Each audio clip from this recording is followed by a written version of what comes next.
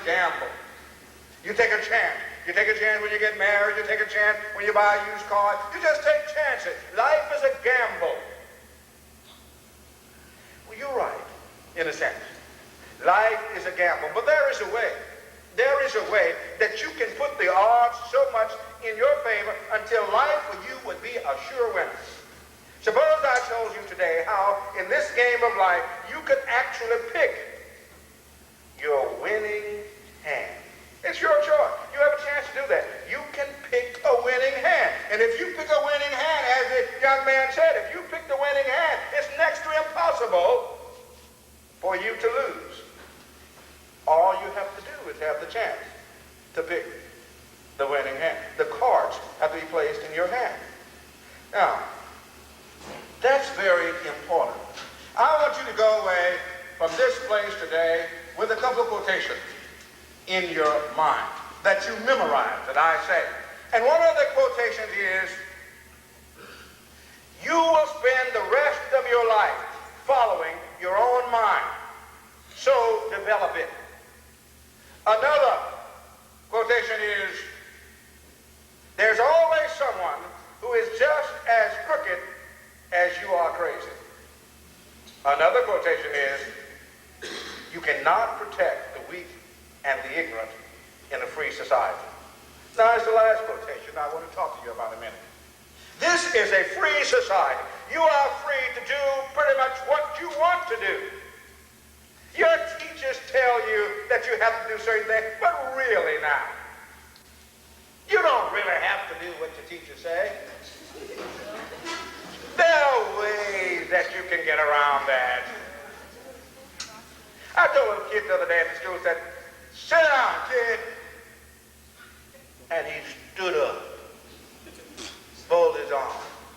You seen that big guy on the Mr. Clean? And looked down on me and said, what? And I said, you ought to save some of that energy until tonight. Why don't you sit down and rest yourself? Then he sat down. I can't make anybody do anything. The teachers cannot make you do anything. Your parents cannot even make you do anything. That's great. And it's also dangerous. I remember years ago, I was on my way to the University of Wisconsin, and I've been driving in Mississippi. I'm from Mississippi, and I've been driving in Mississippi all these years, and in Mississippi, there's always speed limits. At that time, the speed limit was 70 for cars and 65 for buses and trucks. And I've been driving that way since I had started driving. As a matter of fact, I always had nice, fast cars. When I first got out of college, I had a 1968 Camaro, 327 engine. And I used to get out on the road with that car and dare people to come and look at me like they wanted to race. Now, this is terrible now. Do not do this because I could have gotten killed. And then I got rid of that car and got a Super B. Now, a Super B, they don't make them anymore. But it was one of those cars that had a little stripe, racer stripe across the back, and I used to run that car, and Mississippi was a great place to run those cars. But then one day I was on my way to Wisconsin, and I was riding with a friend of mine, and I saw a sign that said, buses and trucks, 70. And it didn't mention cars. And I turned to the friend of mine, Dr. Morrison, who is now Vice Provost of University of Missouri, and I said to him, I call him Casey, and I said, Casey, it says buses and trucks, 70. It doesn't say anything about cars. So what's the speed limit for cars? And he said, there is no speed limit for cars. You can go as fast as you want to go. Oh, great, I thought. This is it. This is car heaven. I can go as fast as I want to. The Super B would go 160. I said, this is the time to try it. When I got up to about 90, then I realized that everybody else out there could go as fast as they wanted to also. And that was kind of dangerous to be on the highway with all these people, drunk drivers and everybody else going 120 or 150. That cars would go 120 then. We were intelligent, reasonable drivers back then, and the cars went 120. When you came along, they dropped it down to 80 or 90 and moved the speed limit back. But this freedom at first excited me, and then it frightened me. I could go as fast as I wanted to. No highway patrol, no policeman, nothing. Nobody to stop me. And then I got this strange thought. You are in charge of your own life. You are in charge of everything. It is your life. You can kill yourself on this highway if you want to. The highway patrolman cannot stop you. It is your life. That's kind of the situation you find yourself in. You can kill yourself if you want to. This is your life. I have a big sign that's in my room, up over the wall, that makes a great declaration. Says you have the freedom to remain ignorant. That's what I have on the board. You have the freedom to remain ignorant. And some of my students take me up on it. I'm going to use all my freedom. I don't have to learn. But you have the freedom to remain ignorant. You have the freedom to destroy yourself. The cards are in your hand. But what sensible person would destroy himself? Particularly if he had the freedom and the opportunity to do otherwise. You can have any kind of life you want to have if you play your cards right. Now you have this deck of cards. Just imagine you have this deck of cards. And I'm going to tell you what cards to play in order to have exactly what you want to have. You see, everybody can be successful in America. You can be successful. And don't let anybody tell you that you can't be successful. Nobody's trying to stop you. It's there for you. Some people think that success is some kind of a trick, that only certain people can have it, that you have to be born a certain color or in a certain economic bracket. That's not true. Anybody can be successful if you play your cards right. Now, the reason some people are not successful is because they think there's a trick to it. They think you have to really get over on people, that you really have to gain success in some kind of crooked, devious way. They remind me about a guy once, a long time ago, that they put in prison. They weren't absolutely sure that the guy had committed the crime, so they decided they put him in prison. And they told him, now look, we don't know whether you committed this crime or not. We're not sure. But just in case you didn't, we have left a way for you to get out of this prison. We've left a way for you to get out. And we're going to come back in 3 days. And if you're out, then we'll know that that was fate telling us that you weren't guilty in the first place. But if you're still here, then that means that you are probably guilty. So now we're going to leave. And as soon as they walked out the door, he started looking for the way out. Oh, he looked up on the wall. He tested every brick on the wall. He just knew that one of the bricks were loose and he was going to get out of there. And there he found no brick on the wall. He tried to rest a while, and then he got back up, and he started again. He looked all over the floor until the second day. He looked everywhere for the way out of that cell, and he didn't find it. The morning of the third day, he got up and frantically started searching again, tested all the bars on the window, went back over the bricks again, got everything, and couldn't find the way out of the cell. And the guy finally came back. He was furious. You tricked me, he said. You lied to me.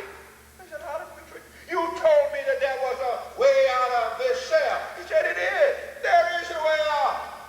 He said, there's not a way out. These all bricks are firm. These bars are firm. These bricks on the floor are firm. There's no way out of this place. I tried everything. And then they said, did you try the door? Bam. And they pushed the door, and it was open. He tried all of that, and the door was open. Now, that sounds kind of silly. You say, well, that's the first thing I would try. Really, man. Some kids try all kinds of stuff. Yeah. I saw a kid the other day. He was in the library. He said, what are you doing? He said, I'm getting some clip notes. You know what a clip note is? He had gone into the bookstore and bought a summary of the story he was reading and putting little stuff on index cards and writing it all on his arm so that he could copy rather than study. It would have been so easy to go to the lecture. The teacher was giving the information out free. And he went and bought Cliff Notes and wrote it down, little notes and stuff, that he was getting a chance to copy. Well, the teacher changed the test and he flunked. But if he had gone through the door, it would have been so simple. Now, what do you do to deal yourself? You have this opportunity to deal yourself a winning hand. And if it's in your hand, then you are the one who decide what you're going to be. Now, 20 years from now, if you are a failure, you have nobody to blame but yourself. You have the opportunity to deal yourself the winning hand. And what should you do? What goes into this winning hand? Well, the first thing you ought to do is develop a winning personality. How many of you have good personality? Raise your hand if you have good, winning personality. How many of you have rotten personality and you know it? Why do you want a rotten personality? What? Just me. This is just me. Behind prison bars, that's okay. I cursed out the police. Just me. You know, I got a friend, one of my best friends, is a policeman. You'd be surprised at the number of people he arrests for what they say after he stops them. How many of you ever been stopped by the police? How many of you went off to jail after you were stopped? Okay.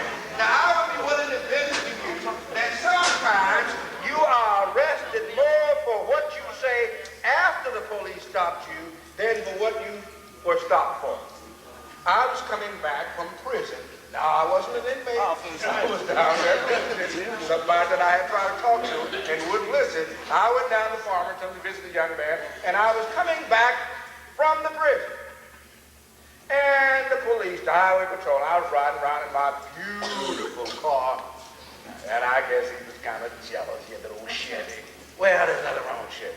But he had that Chevy, and I was riding around in my town car, and he pulled up behind me and pulled me over. I sat there, and he came up, got my driver's license. I was very polite to him, listened to country and western. Well, he's white police. So I turned on the country and western station.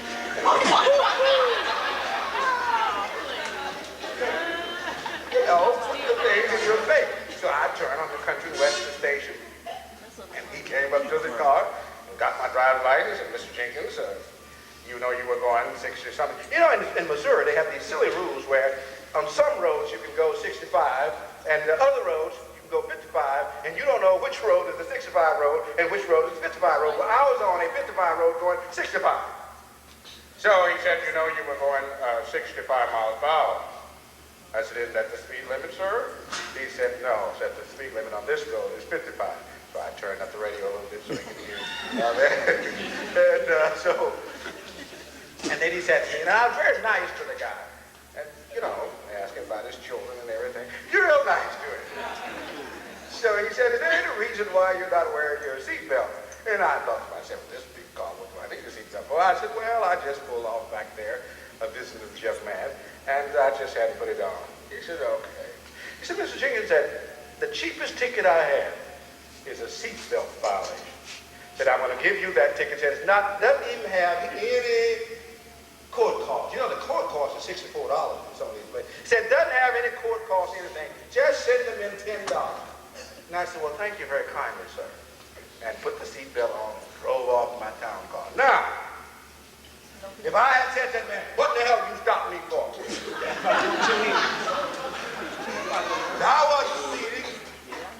I would have wound up, if not in jail, at least with one of those speeding tickets plus the $64 court cost. I would have been out of about $100 simply because I didn't know how to be nice. Develop a winning personality. When I left here this morning, I went to the restaurant.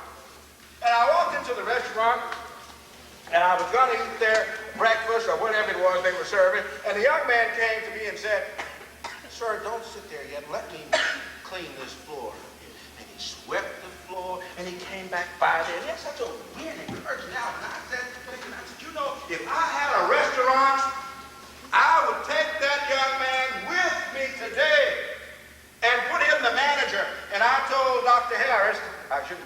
Dr. Harry was there because he's supposed to be at work, and he got to have dinner with me, so he wasn't there. But I told Frank, okay.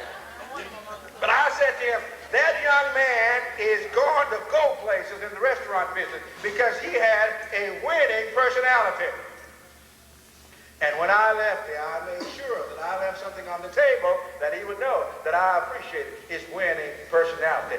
Develop a winning personality. It is easy to have a winning personality. Why do you want to go around with folk hating you? That doesn't make sense. Did you know that one of the things that teachers do is teachers spy for the state? Did you know that? That one of my jobs is to spy for the state. Yeah. I'm paid by the state of Missouri to watch you and tell them when one of you is not fit for a job in this state. Did you know that? Every time that you have to get a reference from a teacher, that's what that's all about. I want you and tell other people that whether you are good enough and have nice enough personality to be on that job. That's one of the things that I do. Why go around these people and turn everybody off? Develop a winning personality. Now that does not mean lowering yourself and licking up to people. It doesn't mean that.